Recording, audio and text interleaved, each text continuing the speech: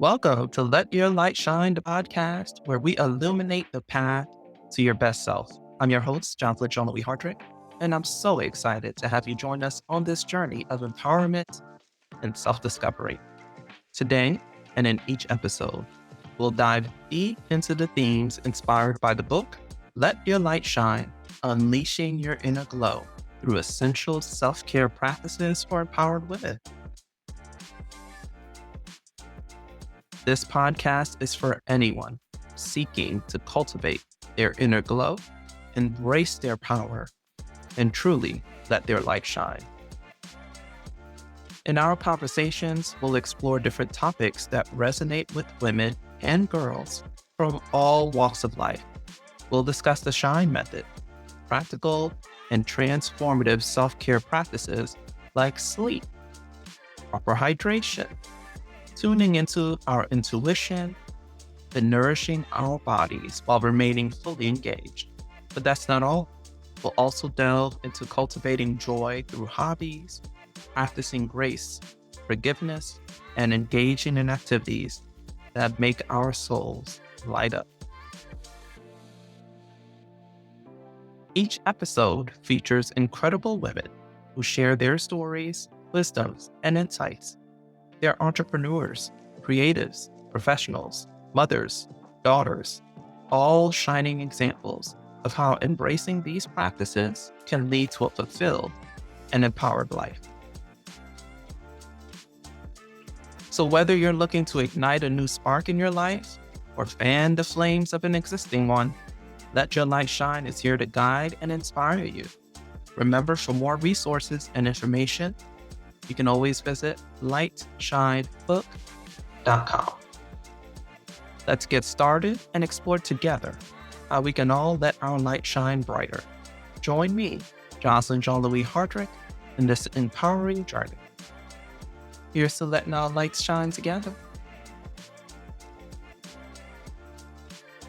And now, let's dive in to today's episode.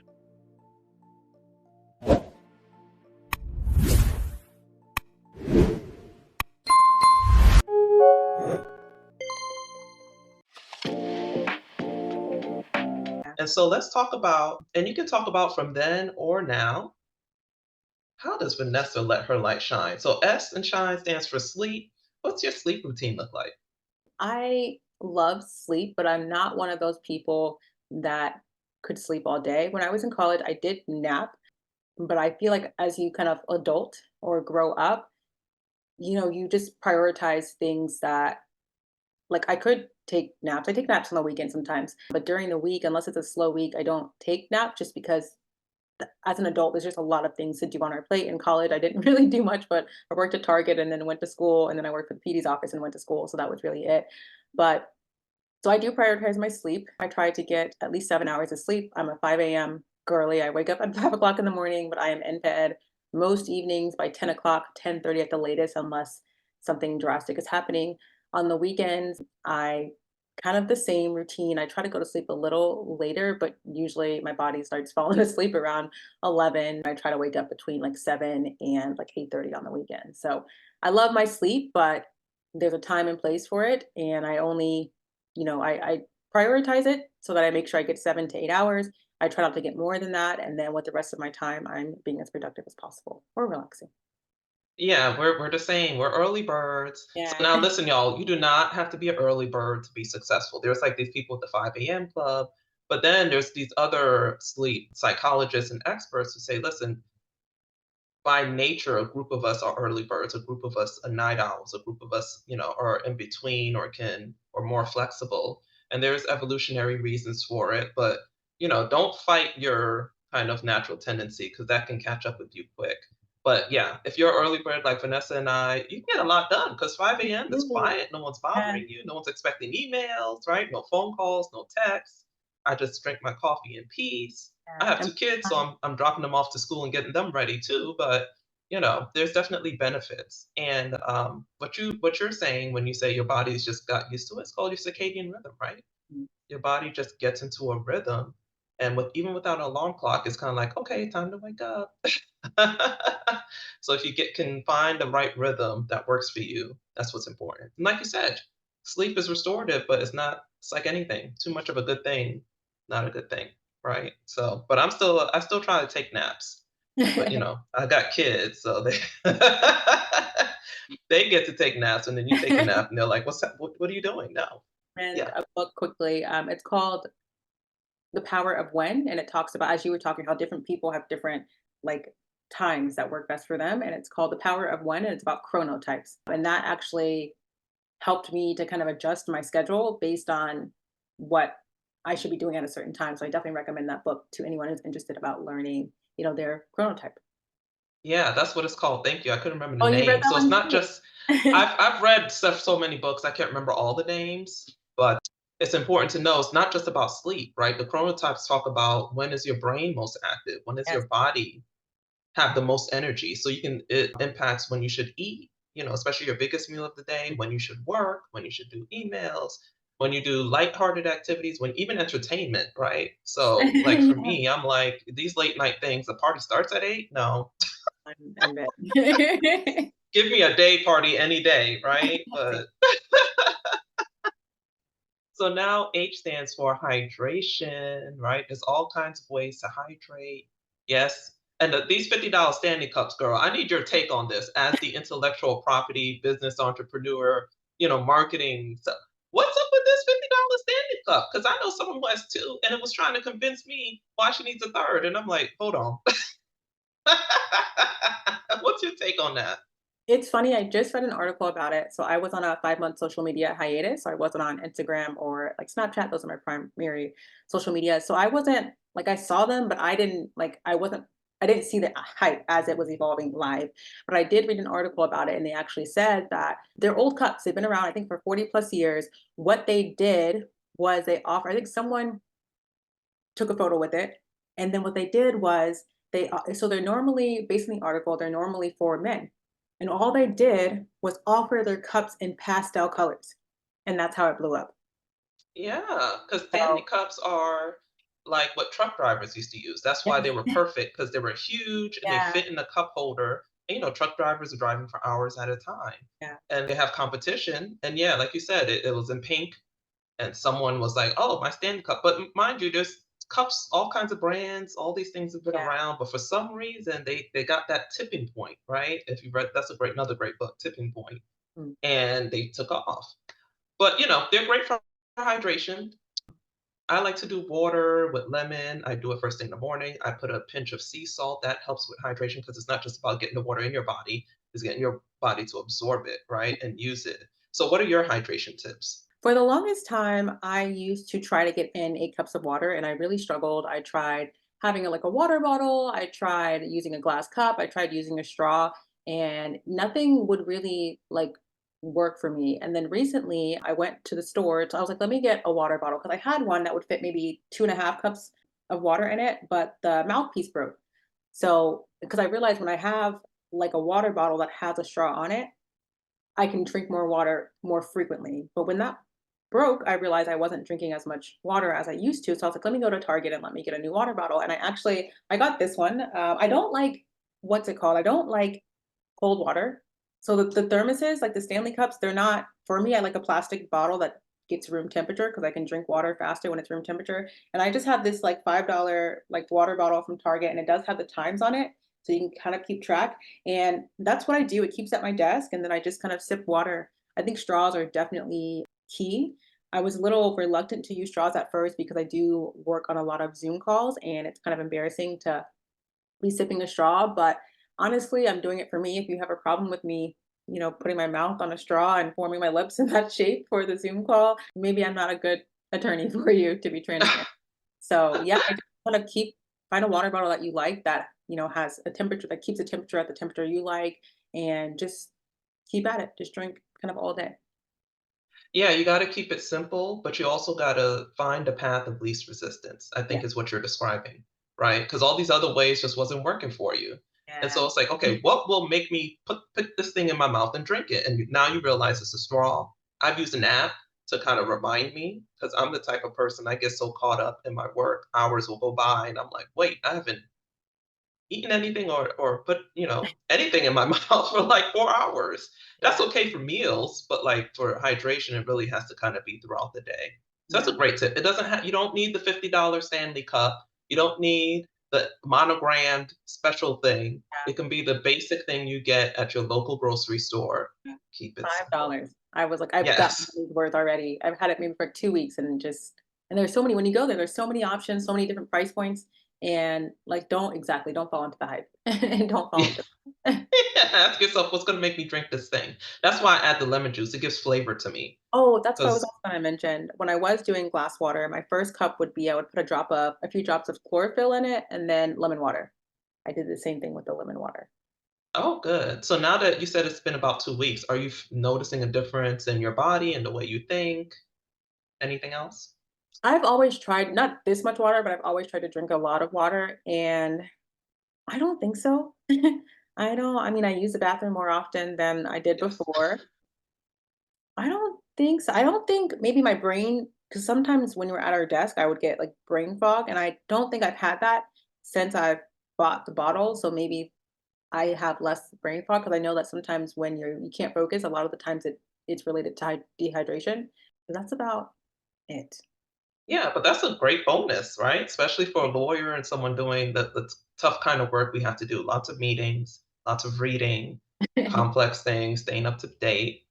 And, it takes a while too for your body to kind of adjust, like you were saying, it's been about 2 weeks. But there's that meme, drink water and go pee all the time, then you won't have to worry about other people's business. Stay And out of everybody's business. yeah, sometimes it's to the point I'll be working on something and it's like, oh, I have to go so bad, but like, should I finish this project or should I go? And it's like just go to the. It's a silly Yes. decision to have to make, but it's Yeah, you have to take breaks, and it yes, reminds us to take those that's breaks. true. So I is intuition, to intuit, to trust your gut, to, that thing that when all our five senses come together and we call it a sixth sense. Mm. How's that helped you in your work and in your life? Yeah, so this was like a secondary goal for me last year. I think as we go through the years, our goals kind of change and alter, and this became a focus for me probably the second half of the year and maybe the last quarter of the year. And for me, it's really about so I spend a lot of time. I don't drink anymore. I stopped drinking June of 2021, and as a result of no longer drinking, my social life substantially changed because the things that I used to do, I don't do anymore. The people I used to hang out with, they don't really invite me places because they're going out at 9 o'clock and getting drunk. And like, there's no, like, that's just not, like, I don't mind day parties, but like the nighttime stuff, it caused me to really just spend a lot of time alone. And alone time just allows you to process your thoughts and to really be the observer of your thoughts, not kind of let your thoughts kind of control you. And then when you're able to separate the thoughts from the observer, you're then able to figure out what is something that's coming from within me compared to what's something that my thoughts are kind of making decisions on through logic reasoning. And then I would say meditation and then prayer, which is all kind of just going inside and really just kind of it sounds if you're not kind of into the world then it won't really make sense, but really distinguishing the difference between like the two different sides of you, if that makes sense. And just really listening. This was a theme that I had maybe for about 2 years, and I was talking to my sister that I kept hearing like, listen, whenever I would pray or ask for specific things, like the answer was always listen. Listen. And I was like, for the longest time, I was like, listen to who? Like, listen to what? Like, who am I supposed to be listening to? And I finally discovered it was like to listen to myself, which is a very powerful thing. And you have to be very still. And I think a lot of people don't do this in today's world, especially with everything that's going on and all the social media and all the internet and how much out external stimulation we receive. But it's very, very important to really sit with yourself and enjoy being alone to just listen. So that's my Yeah, that's deep. I mean, that's what yeah, intuition is. yeah, Listening to yourself and the yeah, messages that are coming from within. And I'm yeah. old enough to remember when, like, at night there was nothing on TV, right? Mhm, This is before internet. This is before cable. This is before, right? I'm an 80s baby. mhm. Now everything is on 24/7. So you have to consciously turn things off Yeah. to get that silent time. And sometimes, yeah, it can get lonely because you're trying to evolve. Yeah. and your friends aren't there yet, Yeah. and they still want to party and do all this stuff, and you're like, no, because then you go out late like that. You wake up the next day, half your day is over. You're hungover, you're groggy, you just can't get right. And then the next you wake up, it's Monday. You got to go back to work, right? Yeah. So intuition is gonna be an interesting journey in this, shine method Yes. because most of the answers for your life are already inside of you, but Mm. there's too much noise on the outside. Yeah, and I'm excited to listen to the other episodes and see what people's experience is because it's something that's so hard to explain in words as to how they go within and listen to themselves. So I'm excited to see other people's perspective on the topic. Yeah, make sure you check out the book, of course, because I Yes, go it's true. into it. Yes, yes, yes. Yeah, in depth. And then but I mentioned there are a lot of different ways to do it, and you mentioned a couple. And we do have a free meditation on lightshinebook.com. We have two of them, one for energy, one for gratitude. And that can help you just have 10 minutes of, turning within. Yeah. And so, now we've done intuition, we got to talk about nourishment. Nourishment. There's lots of ways to nourish yourself. Of course, food is the primary one, but there's other ways. But it's surprising how much what you eat impacts your energy, your thoughts, your behavior, even social interactions. So what's your typical like nourishing routine? What do you do when you wake up? What goes into your body? How do you make sure you're getting all the nutrients you need and the energy and all that good stuff? Yeah, so this is probably something that I don't have any great advice on. I have a habit of not eating, as bad as it sounds. After reading the Chronotype book, he does talk about the importance of eating within 30 minutes of waking up. So after reading that book, I do eat within 30 minutes of waking up and I make an avocado toast every morning. Sometimes there's eggs on it, sometimes there's bacon on it. I found out that truffle oil is the key to avocado toast. It steps the game up. But I have that almost every weekday. And then after that, one of my goals this year is to at least go grocery shopping once a week or to order HelloFresh 2 times, or excuse me, grocery shopping once a month or order HelloFresh twice a month because I don't eat. And I will have my breakfast in the morning and then 5 o'clock will come. Like my joke is that people will come over and I'm like, there's nothing in my fridge. Like there's nothing in my fridge except for like stuff to make breakfast. There's usually nothing in the fridge. And then it'll come to 5 o'clock and it's like, okay, well, where am I gonna go to grab dinner tonight? And then it's rush hour. So I'm like, well, I'm not gonna eat at 5 because I don't want to fight traffic. So I'll wait till like 6:30 or 7. And that is my yeah. So it's really bad. I know I need to eat more often. So it's just a matter of kind of prioritizing that. Another one of my jokes is that my favorite thing to eat is food I don't have to cook because I can cook, but I don't care to do it. It's just a lot of work. So yeah, I don't have any insight on that topic. I know. Listen, all we want is you hear your story, so you don't have to apologize. But I Yeah. talk about that in the book too. I don't like to cook either, and I got 2 kids in the hubby. And I'm like, I still don't like to cook. We're doing meal services, we're doing Yeah. ready-to-eat stuff like avocado Yeah. toast, and yeah, such a, like, millennial Gen Z thing to do, right? Avocado toast, but Yeah. my family is from Haiti. They ate avocado toast growing up. This is Yeah. not a new thing. That wasn't It's like just the not Stanley Cup. It just became trendy. yeah. But it's a great first meal because it has the healthy fats, it has the fiber, wakes you up. And I'm the other way. I've started intermittent fasting, so I have like a bulletproof coffee in the morning, which gives my digestive system some time to wake up, but I'm still fasting, and then I try to have something for lunch. But yeah, sometimes I end up skipping meals too because I'm like, yeah, I'm just gonna keep going. Yeah. Figure it out later, It's grab a something yogurt cup that or works something. well. Yeah, yeah. But it'll be interesting to see, like, once you start the grocery shopping, start eating more regularly, how that affects your energy and your flow. Yeah. Because again, we're the same. You get into a flow and you don't want to break it. Which, when you're a young person like you can get away with that for a little while. But you start getting up into your 40s like me, and then you're like, hold on now, your body's like, mm-mm, we're gonna have to make some adjustments, and that's Yeah. okay, So the last one, engagement. So you see, instead of saying like nutrition, I'm saying nourishment. Instead of saying exercise, I'm saying engagement. Because man, you hear those words and it makes people like clam up. They don't want to talk about it. Mm. But engaging is really about engaging your body in the world you're in. And again, not just your physical body, staying engaged in your whole life. So do you have like any kind of exercise routine? Do you have any tips and tricks? You're not eating a bunch, so I'm guessing you're not exercising too much because you don't have calories to burn. What's going on there? Yeah, I do not have any weight to lose or any calories to burn. Yeah, so I'm a Pilates girl. I do Pilates every Wednesday at 6 o'clock. So my exercise pattern is Tuesdays, Wednesdays, and Thursdays. I do Pilates on Wednesdays and then an at-home workout on Tuesdays and Thursdays. But I'm like 15 minutes. Like if it wasn't for Pilates, I'm like 15 minutes. If I find a good yoga video, maybe 30, 45 minutes if it's really good. But that's kind of the extent. Another one of my priorities for this year is to, there's a local park near me. So to go to the park at least once a week to get some exercise for my dog and then just to get some more steps in. I'm in a mastermind, and a lot of the girls in the mastermind walk like 10,000 steps a day.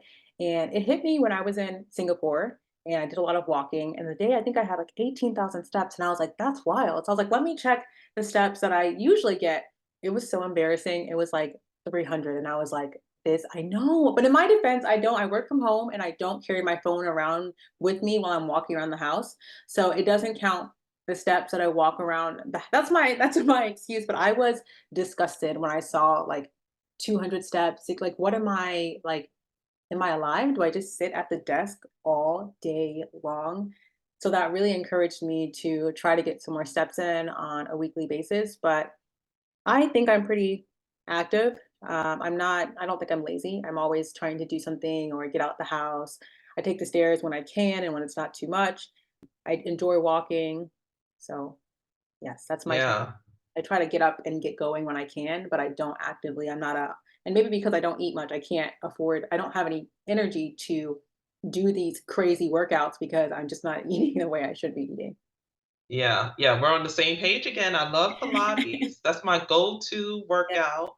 And I love walking. And I was the same way. I'm like, oh man, I could sit because I do podcasts, I teach, I grade, I edit. I'm always at my computer. I do so much work on it. And again, when we were younger, there was no reason to sit down that long because there's nothing that interesting on TV. So you just got up and I grew up in New York City, so we walked everywhere. But yeah, definitely when I moved to Florida, I was like, oh, you can literally like just sit all day and your body just gets disengaged, right?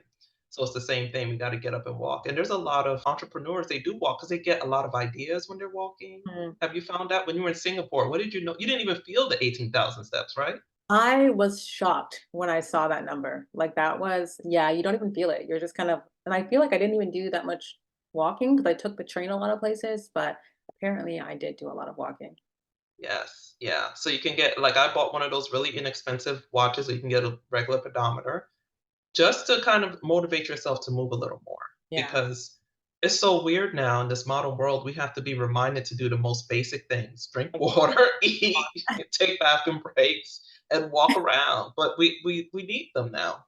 We can't just ignore that our natural tendencies are to like stay still because of the type of work we do. But yeah, it's great to hear that you're recognizing, okay, I'm not where I want to be, but here's what I'm going to do. Here's some steps. We're all on that journey, right? Because especially for professional entrepreneurial women, we got to fit a lot into the day. And so we just got to, find the hacks and the ways to get it in. And I like that you're like me. I'm doing 15, 20-minute workouts. This whole go to the gym for an hour. I don't get that. Like, I don't want to be at the gym. I don't want a bunch of people sweating and running around me and I have to change my right. clothes to get in the car. My whole thing is path of least resistance. Roll out a mat, do my yoga workout or my Pilates, or just walk out the door around the block a few times, and I'm good, Exactly. right? Keep it Exactly. simple. Yes. So tell us a little more. Now we found out how you let your light shine. Thank you for sharing. Tell us a little more about some of the work you're working on, what your offerings are, and where people can find you.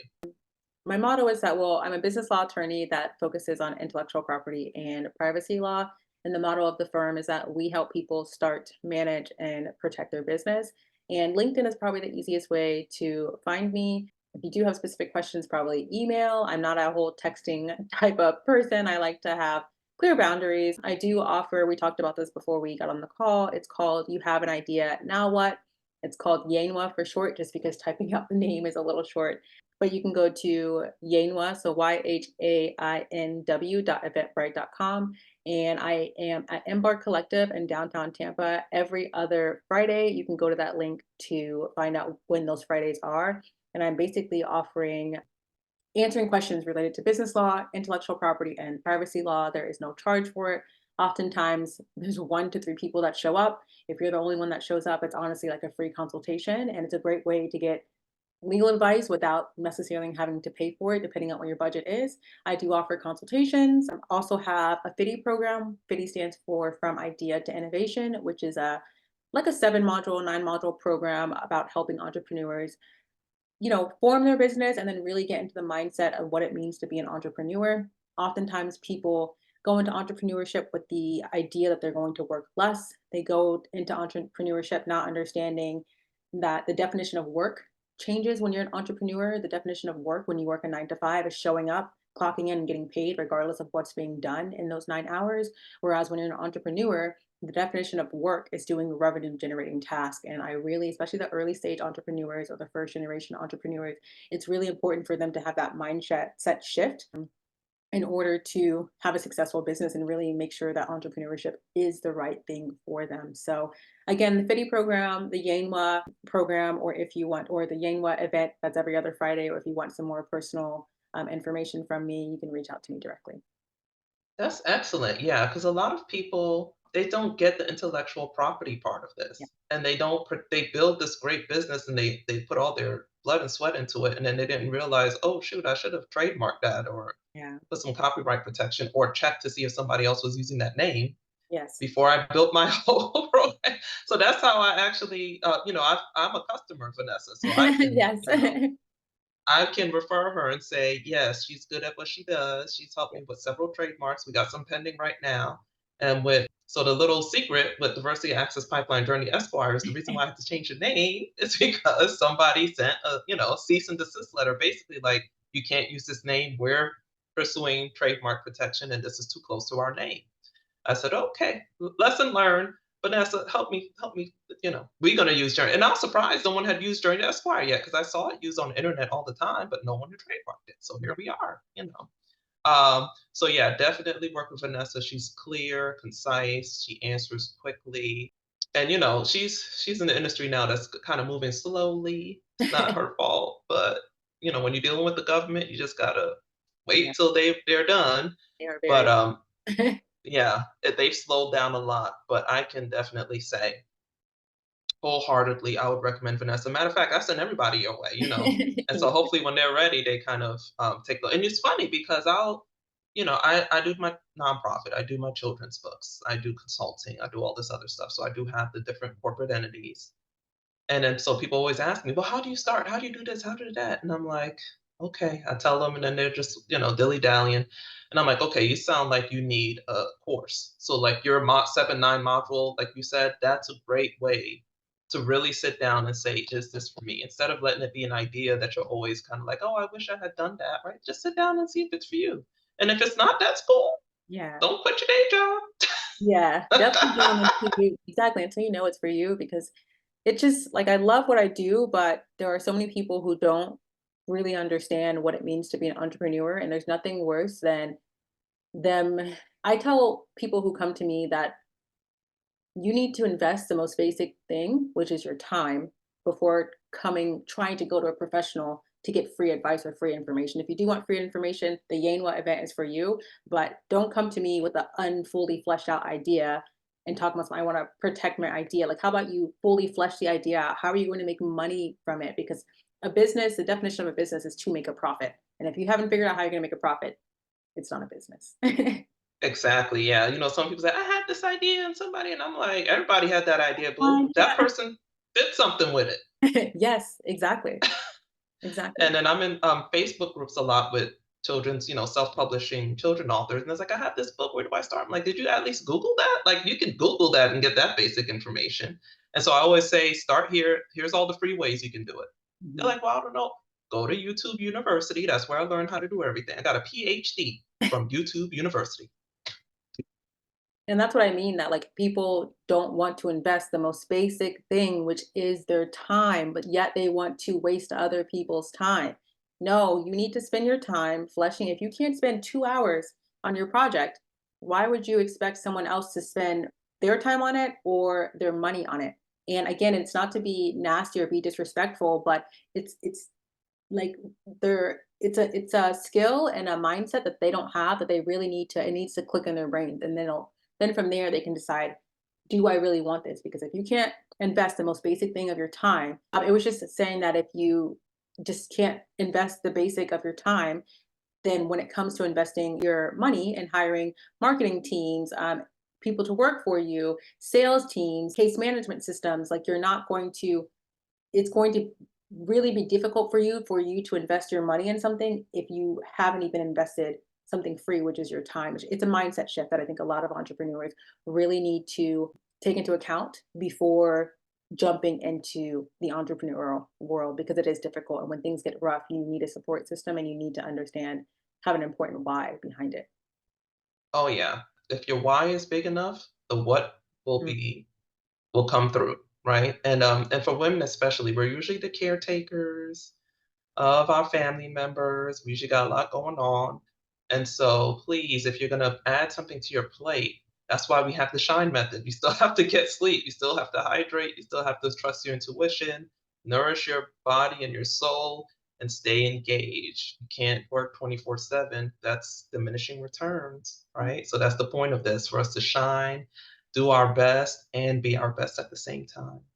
Thank you so much, Vanessa. This was a nice conversation. Yes, thank you so much for the opportunity. I'm glad I could be a part of it, and I'm excited to hear more about what's going on with Shine. Excellent. So tell them your website and your email so that they'll have that ready. Yes, so my website is ferguson-legal.com. So that's ferguson-legal.com. And then my email address is admin, at ferguson-legal.com. All right. Well, thanks for joining us for this great conversation. Remember to let your light shine, and I'll see you next time. As we come to the close of another enlightening episode of Let Your Light Shine, I want to thank you sincerely for joining us today. It's been a true joy and privilege to share this space with you and our inspiring guest. Before we part ways, I'd like to leave you with a small nugget of wisdom to carry with you. Remember, the light you hold within is a beacon of hope, strength, and beauty. It's uniquely yours, and when you let it shine, you not only illuminate your own path, but also light the path of others. If you've been inspired by our conversation today, I encourage you to explore more at lightshinebook.com, where you can find additional resources and support on your journey to unleashing your inner glow.